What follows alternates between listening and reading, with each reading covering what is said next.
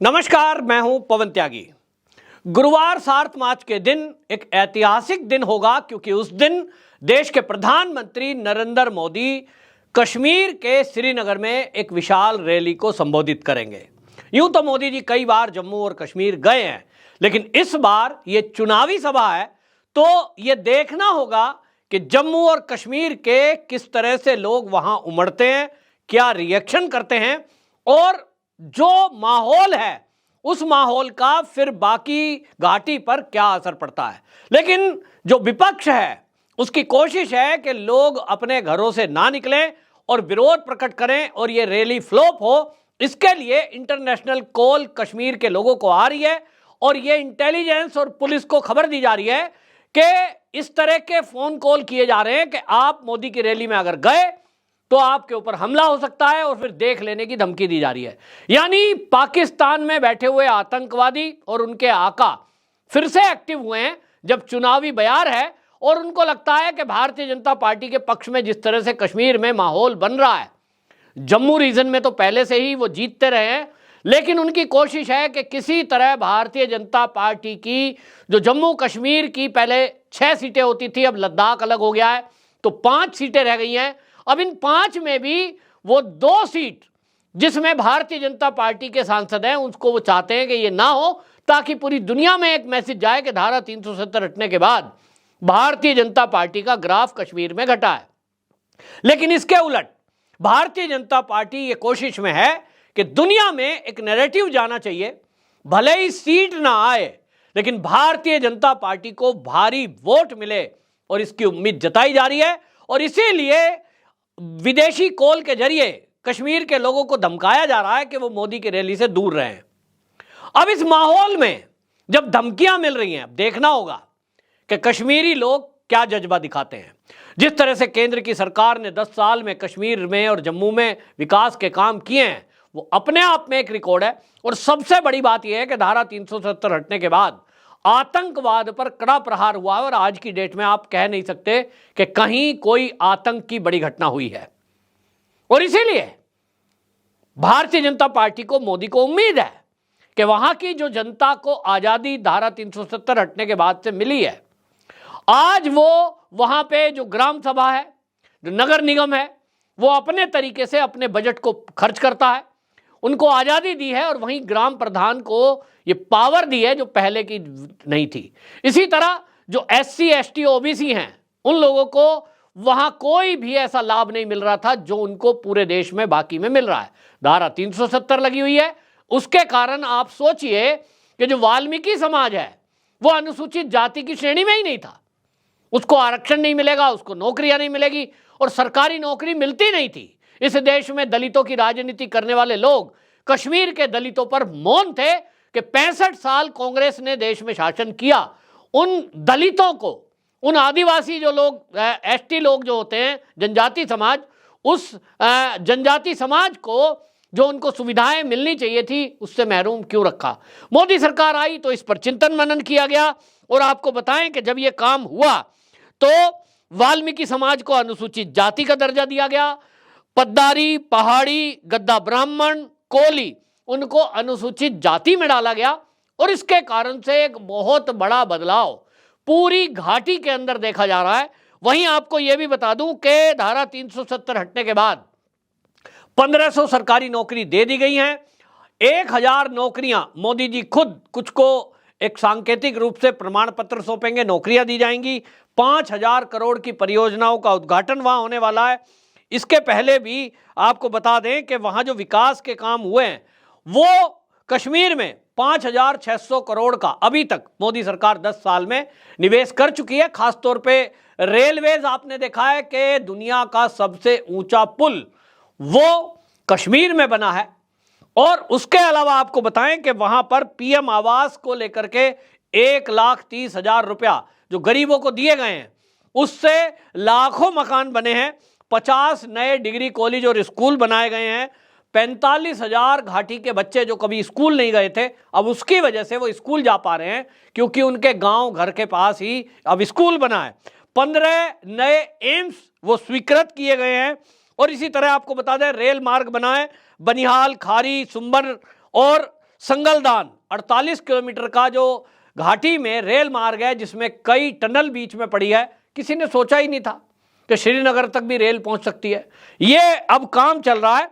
दूसरी तरफ वहां जिस तरह से दिल्ली अमृतसर जो कटरा एक्सप्रेस वे है, दिल्ली अमृतसर कटरा एक्सप्रेस वे, वो बनाया गया, और इसी तरह वहां जो काम हुए हैं उसके कारण अब यह माना जा रहा है कि वहां की जो 5 सीटें हैं, बारामूला, श्रीनगर, अनंतनाग और उधमपुर और जम्मू, ये इन सब में अब आप देखेंगे कि मैं ये नहीं कहता हूं कि घाटी में मोदी जी का या बीजेपी का ग्राफ ज़्यादा बढ़ गया है। मैं खुद कश्मीर में गया हूं, मैंने वहां देखा है लोग किस वजह से विरोध करेंगे। मैंने पूछा लोगों से किसको वोट दोगे, बोले बीजेपी को नहीं देंगे। क्यों नहीं दोगे? बोले साहब हमको जो है जब धारा 370 हट गई तो हमें दिक्कत आ गई। होटल वाले से मैं बात कर रहा था, क्या दिक्कत आ गई? साहब जीएसटी देना पड़ रहा है, पहले तो नहीं देते थे। कांग्रेस का सरकार थी तो आप सोच सकते हैं कि पूरा देश, सब दुकानदार, जीएसटी लागू था, सब टैक्स दे रहे थे सिवाय कश्मीर के। कश्मीरियों को यह छूट थी, फ्री में बिजली मिलती थी। अब वो बिजली का पैसा देना पड़ रहा है क्योंकि मीटर लग गए हैं। पहले तो फ्री में था, अब किसी को फ्री की रेवड़ियां 65 साल खिलाई गई हों और अचानक से उस पर रोक लग जाए, गरीबों को अभी भी फ्री मिल रही है, छूट है। इसी तरह गुपकार गैंग को जो सरकारी बंगले मिले हुए थे वो खाली करा लिए गए, जो सरकारी जमीनों पर अवैध कब्जे हो रहे थे वो हटा दिए गए, बहुत सारे बाजार में अवैध दुकानें बनाई हुई थी सरकारी जमीन पर, वो खाली करा ली गई। अब ऐसे लोगों से अगर आप इंटरव्यू लेंगे तो वो क्या बोलेंगे? बहुत खराब है। लेकिन अगर ग्रामीण अंचल में चले जाएं, इंटीरियर में चले जाएं और आम आदमी से पूछें कि भाई आपका विचार क्या है, कहेंगे मोदी जी ने बहुत अच्छा काम किया है, क्योंकि उनको 5 लाख रुपए तक का फ्री का बीमा, जिसके कारण वो इलाज करा पा रहे हैं, वो मोदी सरकार ने दिया है। 3 साल से फ्री का राशन ये मोदी सरकार ने दिया है। उज्ज्वला गैस मोदी सरकार ने दी है। स्वयं सहायता समूह ये मोदी सरकार ने महिलाओं को रोजगार दिया है। और सबसे बड़ी बात कि वहां विश्वकर्मा योजना जो है, प्रधानमंत्री विश्वकर्मा योजना, इसकी तो शुरुआत ही कश्मीर से हुई, जिसके अंदर 15 दिन की आपको ट्रेनिंग दी जाती है। 15 दिन की ट्रेनिंग लेने के लिए भी आपको जो ट्रेनिंग दी जाएगी 500 रुपए पर डे आपको भत्ता मिलेगा। उसके बाद जब वो कंप्लीट आप 15 दिन की कर लोगे तो 15,000 रुपए की आपको किट दी जाएगी, जिसमें कुछ औजार होते हैं जो आपको बढ़ई के, लुहार के, बाकी के पेशों के काम करने के लिए वो आपको आवश्यकता है। सोचिए, सरकार की तरफ से फ्री नहीं, पैसे दिए जा रहे हैं, उल्टा 500 रुपए पर डे आपको भत्ता मिल रहा है। तो हुआ यह है कि बहुत बड़ी संख्या में महिलाओं ने, यानी बच्चियों ने भी उसमें एडमिशन लिया कि साहब हमको कालीन बनाना कैसे है, वहाँ की जो लोकल चीज़ें हैं कश्मीर की, वो नक्काशी, वो सब महिलाओं को पहले से आती है।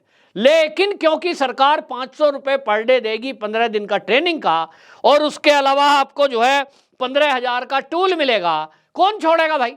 एक सरकारी सर्टिफिकेट मिल गया, 500 रुपए पर डे मिल रहे हैं, तो आपको जो है अगर जो है वो 7,500 रुपया मिल रहा है और 15,000 रुपये का सामान टूल में मिल रहा है, तो लगभग 22,000 रुपया आपके हाथ में आ रहा है फ्री फंड में घर बैठे। बहुत सारे लोगों ने वो ट्रेनिंग की है। लेकिन उसके बाद वो जो मोदी सरकार ने बड़ा काम किया कि जो लोकल चीजें बन रही थी उसको इंटरनेशनल बाजार दिया। आपको याद है, आप जानते हैं, जो लोग देश में जानते हैं, दिल्ली के आसपास रहते हैं, यहां दिल्ली में ट्रेड फेयर लगता है हर साल, और उस ट्रेड फेयर में एक स्टॉल लगाने के लिए, छोटा सा कोई अपना सामान प्रोडक्ट लेकर आए बेचना चाहे, तो एक स्टॉल के लिए आपको 50,000 रुपये किराया देना पड़ता है। लेकिन आपको जान के आश्चर्य होगा कि जो कश्मीर के लोग हैं, जो जम्मू के लोग हैं, उनके लिए ये छूट रखी गई कि वो यहां आएंगे अगर, तो उनको जो है वो फ्री में दिया जाएगा स्टॉल। वहां अपना प्रोडक्ट, वो शहद रखे हुए हैं, वो ड्राई फ्रूट रखे हुए हैं, वहां के कालीन हैं वो बेच रहे हैं, और उनको फ्री में रखा गया है। वो विशेष अल्पसंख्यक कल्याण मंत्रालय के द्वारा उनको वहां पर स्थान दिया गया। क्यों? क्योंकि कश्मीर के प्रोडक्ट उसको इंटरनेशनल बाजार मिले। ये जो चीजें मोदी सरकार ने की है, महिलाओं को जो ताकत दी है, इसके कारण कश्मीर के अंदर भी भारतीय जनता पार्टी, अब आपको बता दूं कि रिकॉर्ड एक कायम करने जा रही है। सीट भले ही वो 5 में से मेरे हिसाब से आज की डेट में 3 सीटें वो जीत सकती है, 2 सीटें वो नहीं जीत पाएगी, ऐसा मुझे लग रहा है। जो अभी पता नहीं है, कैंडिडेट कोई और अगर आ जाए ऐसा कि जो जीत सकता हो, भारतीय जनता पार्टी की नीतियों में परिवर्तन हो जाए। लेकिन यहां एक को और बता दूं आपको, जो पसमंदा समाज है वो अभी कोशिश में है कि भारतीय जनता पार्टी को वोट देने के लिए लोगों को प्रेरित किया जाए, क्योंकि वो बताएंगे कि किस तरह से भारतीय जनता पार्टी ने पसमंदा समाज को आगे बढ़ाया है, उनका सम्मान कायम किया है, उनको रोजगार दिया है, और इसीलिए एक माहौल बनता हुआ दिखाई दे रहा है कश्मीर के अंदर भी। लेकिन बहुत बड़ा चमत्कार तब तक नहीं होगा जब तक जो लोग वहां से विस्थापित हुए हैं और जो 65 साल वहां षड्यंत्र हुआ है, कि आप सोचिए किसी दूसरे पक्ष को तो वहां पर बसने ही नहीं दिया, पूरा पूरा केवल कश्मीरी मुस्लिमों का कब्जा है, वहां के बिजनेस पर, वहां के पर्यटकों पर, वहां के एसेट्स पर। और जो हिंदू थे वो तो विस्थापित हो गए, 90 के दशक में जो विस्थापित हुए तो हुए, उसके बाद जब टारगेट किलिंग हुई थोड़े बहुत तब हो गए। तो ये जो चुनाव है, ये चुनाव में भारतीय जनता पार्टी और मोदी का आकलन उन सीटों के आधार पर करना जो कश्मीर की है, घाटी की है, ये तो बेमानी होगा, क्योंकि जब तक ये बैलेंस खत्म नहीं होगा, आम भारतीय जाकर वहीं ना बच जाएं, जो लोग अपने घरों को छोड़कर आए हैं वो वापस ना चले जाएं, और वो जाएंगे भी तो भी उनकी संख्या कितनी है। एक तरफ खड़े हो जाएंगे वो लोग जो कट्टरपंथी लोग हैं, तो भैया उन्हीं का समर्थन करेंगे। आज की डेट में ऐसा नहीं है। लेकिन इतना जरूर है कि भारतीय जनता पार्टी का अभी कोई नेता या कोई चेहरा बड़ा हुआ नहीं है, जिसके कारण अभी एक बहुत बड़ा गैप है।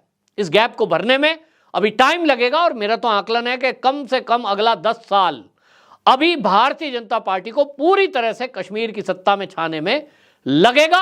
अनबैलेंस जो डेमोग्राफी है उसका बदलाव करना बड़ा जरूरी है। नियम कायदे कानून बदले गए हैं, लेकिन अभी उतना नहीं छेड़खानी की गई, क्योंकि माहौल में जहर घोल सकते हैं पाकिस्तान और चीन, और इसीलिए ये समझा गया कि अभी बाकी मुद्दों को पीछे रख देते हैं। जब ये तीसरे टर्म की सरकार मोदी की बनेगी, इसके बाद जरूर आप देखेंगे कि वो कश्मीर पहले वाला कश्मीर बन पाएगा, लेकिन अगले 10 साल में। तो फिलहाल ये मान सकता हूं कि मोदी जी की रैली बहुत कुछ ये तय करेगी कि कश्मीर के लोगों का मूड क्या है और वहां वो कितनी सीटें जीत सकती है।